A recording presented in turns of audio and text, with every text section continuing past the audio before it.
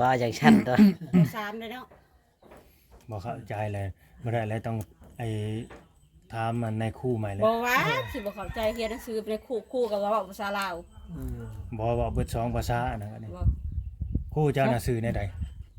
ซื้อในใดคู่น่ะ สาวคู่น่ะ ซื้อจังใด รู้จักเพิ่นอยู่บ่ อันนั่ง บ่อยากว่าหลายกลัว เข้าใจอยู่บ่ว่า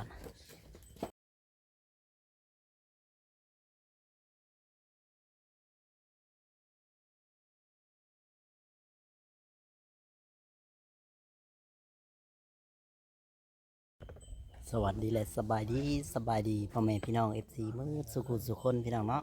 ก็บ่เคยมาถ่ายจ้าเถื่อน้องคนนี้เป็นจังไดไปสอบถามแล้วก็ไปอบรมนํกันเลยพี่น้อง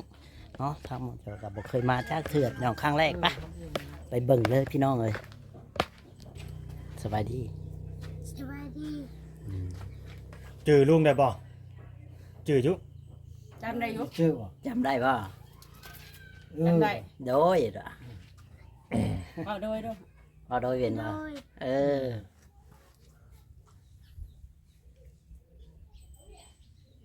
เอามาเลย สิว่าแน่ๆบ่ ลูกกำพร้าพ่อแม่ยังเบิดบ่ อืม ยังแม่ยังยัง แม่ไปมีครอบครัวใหม่เนาะ ได้กูโคไม่ละ พ่อนี่พ่อยัง พ่อก็มีครอบครัว ยังเขาปะแล้วก็เขาอยู่พุ่นบ้าน ยังบ่มีเมียใหม่ บัญชีนี้ เออ เออ โอ้บ่ได้อยู่ในนี่เนาะ บ่ คือหมอนี่น่ะเป็นเจ้าเป็นคนเลี้ยง เออ อืม ไปอยู่น้ำไผปัจจุบันสิริน่ะลุงพ่อของบังคับมัน ยกกับพ่อเขาหั่นแหล้วครอบครัวเขาหั่นแหล้ว อ๋อ ครอบครัวแล้วมีครอบครัวแล้ว อยู่น้ำพ่อน้ำแม่เขา อยู่ทำไมครับ ไปเลยตลอดตลอดบ่าวจอยนี่บ่ฮักเด้นี่เนาะคือสิเซ่ อย่าหาแต่เห็ดคือมือนั่นแหละไปนั่งที่เขาอยู่ครับรบ แต่แรกยังว่าคือมันสีหนึงเนาะมันพระหนึ่ง เดี๋ยวเรื่องต้องแต่ น้องเตี้ยนี่บางคำภาษาลาวนี่ก็สิฟังบ่เข้าใจได้เบิ่งนี่ ถามมันดู เข้าใจเบิดบ่ฮัมฮะเด้บ่ฮู้ อืม ปล่อยงับ เฮียนอยู่ปยังก็ปสามเลยเนาะ โทรศัพท์ อ่าเรียนอยู่ปสามเขียนสื่อเจ้าของเป็นหรือบ่เป็นบอกเขียนสื่อเจ้าของ โดยโดยยังไง ก็เขียน ถามดูหาลุง เข้าใจ เต็มเลยมันก็มาเขียน เป็น ว่าโดยไปกัน เออ โดย ว่าอย่างฉันตัว สามเลยเนาะ บอกเข้าใจเลยไม่ได้เลยต้องไอ้ถามมันในคู่ใหม่เลย บอกว่าสิบ่เข้าใจเรียนหนังสือไปคู่กับว่าภาษาลาว บอกว่าเบิดสองภาษานะอันนี้ บ่ คู่เจ้าน่ะซื้อในใดซื้อในใดคู่น่ะ สาวคู่น่ะ ซื้อจังใด รู้จักเพิ่นอยู่บ่ อันนั่ง บ่อยากว่าหลายกลัว เข้าใจอยู่บ่ว่าเข้าใจบ่หำบ่เข้าใจ เอาแล้ว เต้มีครูมีอันนั้นนะมีหมอโอ้แม่เต้ไปนะไกไปน่ะมานะ บ่ยันมอง บ่เข้าใจบ่ บ่เข้าใจ เต้น่ะ อันนี้ปู่ แม่นบ่คือปู่เว้านะแม่นบ่ นางล่าไปน่ะ คู่ละ คูลา คู่ละหรือคู่ลา คูลาแล้ว ล่า ไปว่านางล่า อันนั้นเลยเนาะ เอามาเอาเกิบมาให้น้อง แล้วกันนะ อยากได้อย่าบอกเกิบ โดย โดยว่านะแม่เออ เกิบอยู่พี่ได้เกิบอยู่ในทงเงินตาสบู่น่ะก็พอดีมื้อเฮามามอบมันอ่า ปุ่ม ปึ้มมอบหยังให้นักเรียนนั่นแหละ อืม ถ่ายลงเฟซพี่น้องทั้งผู้ใหญ่ใจดีเพิ่นเห็นก็ เอา เลย แล้วลงมาเลยเหรอวะ ลงมาก็เลยเพิ่นก็เลยแบบว่าอีต้นสงสารเนาะเพิ่นนั่นน่ะเนาะ ดู ให้บ่าวลาเป็นสะพานบุญให้ จ้า ซื้อเกือบหรือว่ารองเท้าอะไรมาให้น้องเพิ่นเกือบในภาษานั้นในบ้านนี่เว้าในใดหาลุง เกือบกันนั่นแหละ เกือบบ่ ว่าภาษาลาวเทิงเขาบ่ได้เว้าอย่างอื่นบ่ เกือบ ยับออกไปยับออกไปก่อนพูดออกไป นี่ก็นั่น ให้มันเห็น เกิบในมี2แบบเลยแต่ที่มอใส่มื้อนั่นแหละไอ้ต้นเขา ป้าเจอจนคิ้ว คิ้วยัง คิวเกิบ หรือว่า คิ้ว ข ข อง นา ให ด ม่ เลย ดีใจบ่หำโดยเด้อเออเว้าในตี้ ดีบ่นี่นะ เจ้าไปโดย เออ ดีใจหาเห็ดหน้าบ่คือบ่ดีใจนี่เนาะ ยังบ่เบิ่ง อืม หรือว่าเรายังบ่เคยเข้ากล้องเรายังบ่กล้า ยังฝันบ่คิดว่ายังฝันบ่ยังละเมออย่าบ่ ยังบ่เข้าใจความลาว ดีใจอยู่บ่ ดีใจลูก โซบเบิ่งดูฮะใส่เบิ่งดู ใช่ มั มัน น บ่ เด้อ ดีอยู่บ่ใส่เบิ่งดูนี่ โจ๊กเถอะ ชอบเกิบนั่น ตัวใดก็ได้ใช่หมด ใส่เบิ่งเบิดซองน่ะโซบเบิ่งดู พอดีป่ะ พอดี ดี อะไรโคตรชื่อขึ้นแน่นอนค่ะ ใส่ตัวนั้นอีก แน่ จ้ะ นอนพอดีเลย ตัวนี้เด้ นี่ มาดาวอีหยังก็นี่ก็ดาวเทียม ดาวเทียมอะไร อ่าถ้าพอดีหมด พอดี ดีเบิดเลย พอดีหมดเลย เอาบ่เออ มักอยู่บ่ โดย มาก มาร์ก บ่ให้โดยอย่างเดียวเลยถามว่ามากบ่มาก เออมาร์กก็ ทำ เล มาย ดีใจเลยก็ดีบ่ให้โดยโดย โดยอย่างเดียวบาทนี่ บ่ให้โดยอย่างเดียว ดีดีใจกับว่าดีใจ เป็นคำเดียวโดยอย่างเดียวบาทนี่แม่นบ่อ่าน หาในเงือกกิน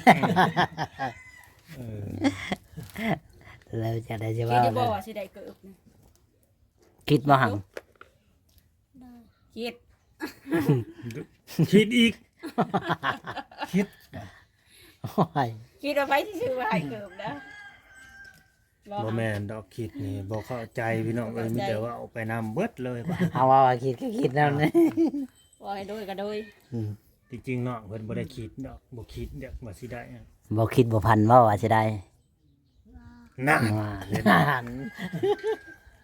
ผู้ปู่กับหัวขวัญหลานนี่นะ ว่าในไหนเนาะนั่นเนาะ ว่านั่นได้โลเว่ไปนำเนี่ยนะผู้ใหญ่ใจดีกับพี่น้ำเพชรเป็นอยู่ไทยเพิ่นแหละพี่น้องเอ้ยที่เห็นเอาถ่ายลงในเฟซนั่นแหละเนาะเพิ่นก็เลยสงสารมีสองคนนั่นแหละน้องสองกับน้องอันนี้แหละน้องเตี้ยเคยกินอย่าบอกขนมแบบนี้อย่าบอกได้ว่าบอกเคย เคยบ่หรือบ่ เคย อืมเคยซื้อกินอยู่ เอียงอยู่หลุมนะเอียงเป็นกล่องนะเอียงหู้บ่บ่หู้อีก บ่ฮู้เบิ่งคักๆดู เบิ่งดูมันเสร็จยังกล่องยังหลุมนะสิกินเป็น มี สิกินเป็นบ่ละบาดนี่ มันเห็นได้กินนะฮะ ต้ม บ่จักอีกบ่จักได้กิน ต้ นี่ ม อืม อะไรอยู่ อืม ต้องโอ้ย เราบ่ฮู้นะ ต้มเห็น จ้าเออขนมหวาน บ่ฮู้บ่ จำมันนั่นเนาะ อืม จ้าขนมหวาน บ่เข้าใจ เราบ่ฮู้ เอ เลย อ อันนั้นบ่จักแน่สิเว้าคือกัน บ่เข้าใจ เราบ่ฮู้เนาะก็บ่จักแน่สิเว้าคือกันในนี่ก็ได้ ลูกกับพ่อแม่ยังพ่อกับแม่นี่นะที่เขาอยู่นํกันนี่มีน้องผู้นี้ผู้เดียวนี่บ่มีลูกคนเดียวนี่บ่ เรื่องนี้แหละ หมอนี่นะบ่มีอ้ายมีน้องเนาะ อ๋อ พักแม่นี่มาหาอยู่บ่ หาอยู่ อืมนายเนาะ ขออยู่บ่เงินแม่ ก็ แม่มานี่ขอเงินอยู่บ่ จะส่งกวางเพื่อ เพิ่นให้อยู่บ่ แม่อยู่บ้านโทกว้างบ่ ทุกกวางเพื่อบ อนคอยสิไปนี่แหละสวรรค์ มันเขามันเล็กบ้านดิฉันเขาเอิ้นฮะ มันหลักเล็กพุ่น บ้านเขา แม่มีครอบครัวใหม่นี่ยันหมอนี่จักปีบักไอ้เตี้ยนี่ ได้ไปชามปีแล้ว 3 ปี เคยเอา โอ้ กลัว เลิกกับพ่อเนาะ3 ปีลูกมันก็ได้3 ปีก็มันก็สิจำได้พุ่นน่ะเนาะใหญ่ เจ้าฮู้จักพ่ออ ได้ ยู่ มาหาอยู่บ่ หาอยู่ บ่จักบ่จักพ่อ ส่งอะไรเงี้ยส่งเด็กๆเป่า วาง นั่งดีๆครับ วางห้ามปูดออกมาเด้ นั่งดี นั่งดีๆนั่งเรารู้จักอยู่แต่ว่าเรายังบ่กล้าเว้าบ่กล้าแสดงออก มีเงินซื้อขนมอยู่บ่นี่ ว่า บ่มีเด้ขนม บ่ต้องซื้อเนาะกินกับไผนี่ขนมนี่ สิกินกับไผ คือเอื้อยนี่แหละนี่อ้าย น้ำบ่จัก อ๋อลูกป้าลูกลุงบ่สองคน อันนี้ลูกๆนี่ อืม สองคน เกิบนี่ใส่ทีละคู่เด้อไว้ใส่พร้อมกัน2คู่มันขาดอะไรอย่างนั้น ใส่เทือละคู่แพงไว้คู่หนึง คู่ไม้คือเวลาผมมีได้เสือพานผูกไว้ แม่นว่า โอ้ยป่ะ ติเยอะเยอะหน่อยจากน้ำว่าหน่อยเหนื่อยเลยจากน้ำว่าหน่อยจากน้ำว่าก่อนจากน้ำว่าก่อนไงจากน้ำว่าอะไรจากน้ำว่าหน่อยนี่นะ มาเด้อจะกะเอื้อย วันนี้ ครับ จังได๋ตา เดี๋ยวเลย ถามด้วยว่าจะ ไข่เดี๋ยวดีเดี๋ยวเลย ไปตักน้ำนะยังไปตักนะ ไปจะคนไปทางน้ำนะไปทางน้ำไปจะคน หมออันยังไปใส่น้ำมัน เนี่ย อัน พ เดียว อเอา จ้ะ มาก่อน ว่าหา เนี่ยพอเอาก็จะได้เนาะเนี่ยขนาด เจ้าไปจะค้นตักน้ำนะเข้าใจบ่เอื้อยน้องแกหานะไปนำกันนะ บ่ฮู้ แต่เอ้ยปวดก็แห้ง ชื่อตารางชื่อไหนถ้าหากคน เนาะข่อย ที่ ก็ น่ะเมียไปจะดอกกับเมียคนน่ะมาเชิญน่ะไปละกันเนาะน่ะเนาะ กาวใหม่ อืม แม่ ย่างนี่คือบ่ได้ไปน้ำซะโอเคพี่น้องก็สิเอาเงินส่วนที่เหลือนี่แหละมอบให้ เนาะอันนี้ เก็ บอก ไว้ ไปน โอ้ได้เกิดเป็นเงินใบบัตรเนาะ เอาอยู่บ่เงินนี่โอ้ยบ่เงินนี่ใบอีหยัง โอ้จะไปอย่างมัน ใบซิป ใบซิปเอาไปถูก หนึ่งเดียวอย่า ำไม่ ปาก แช่เห็น ไปแสนเด้อเงินนี่เด้อ ไผสิเป็นคนเก็บนะเจ้าบ่ พี่น้องเอ้ยจับเอานกมือก่อนนก ขอบใจเด้อ ใช่ เล็บคือยาวแท้บ่ได้ตัดเนี่ยบ่เล็บนี่ทั้งยาวทั้งดำ เก็บไว้ดีเด้อเงินเด้อ เจ้าสิเก็บเองบ่โดยล่ะวะ บ่ให้ปู่เก็บให้บ่ อืม อืมสิถือเองเชื่อไว้ในใช้ไว้เอง บ่ยามันเสียบ่ อันนี้ท่องกว่า ไม่เท่า ถือไว้ตลอดเด้อซะ เออ อย่าลืมเด้อโอเคพี่น้องเอ้ยเนาะ ไปตามนั่นแหละอันนี้เฮาก็ ขอบคุณผู้ใหญ่เหมือนกันที่ เดี๋ยวถือว่าสิถือสำเร็จภารกิจเฮา อืม เนาะหรือบ่าจ่อยมีหยังสิเว้าเพิ่มเติมบ่ ไม่แล้วน้อง มี ถามน้องเพิ่นก็บ่เว้านำข่อยก็บ่จักแล้วเว้า ไม่ดีจ้า อันนี้นะน้องน่ะอยู่น้ำปูพี่น้อง อืม เอาอย่า โทรเด้อลุงจักคนอยู่ในครอบครัวในเฮือนนี่ทั้งเบิด ทั้งหมดอันบอก แม่น อะไรอ่ะ8บอก 8คนพุ่นน่ะเด็กน้อยจักคนนี่ซ้ำนี่4ต่อ4นี่บ่ สองสาม ยังมีอีกบ่ สี่ หา โอ้ไป หาอีก ห้า เพลง อีกเพลงพูดอยู่ยังพูด บ่แล้วเว้าอยู่ในบ้านนี่แหละ อยู่บ้านนี่สองคนนั่นแหละ เจ้าอย่างนี้ ชามนี่แหละ สามคนนี้ตอนนี้ อ่ะตามนั่นแหละบาดนี้นมมือขึ้นนมมือขึ้นสิให้ขอบคุณผู้ใหญ่ใจดีขอบคุณ ขอบคุณ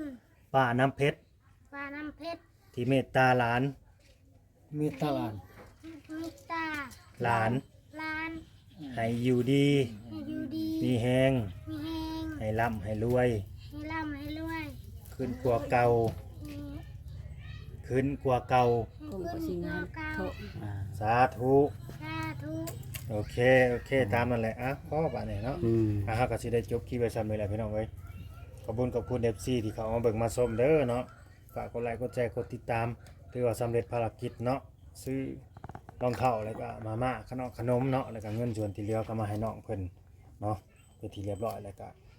ขอให้ผู้รักผู้ใหญ่เพิ่นเนาะทางพี่น้ำเพชรนั่นแหละเนาะให้เพิ่นรับเพิ่นด้วยเนาะอยู่ดีมีแรงสุขภาพเข้มแข็งเด้อเนาะส่วนบักหามเตี้ยก็ได้เกือบใหม่แล้วบัดนี้ เกือบสนเขายังสิใส่อยู่บ่ ทีมโนด ยังสิใส่อยู่บ่เกือบคูน่ะ เอาไว้ออยไฟซะ เอาไว้ดังไฟซะหรือถ้าใส่ไปโคกก็อย่ามันขาดอยู่โคกได้เนาะเอาสบายดี สบายดี เอ้ย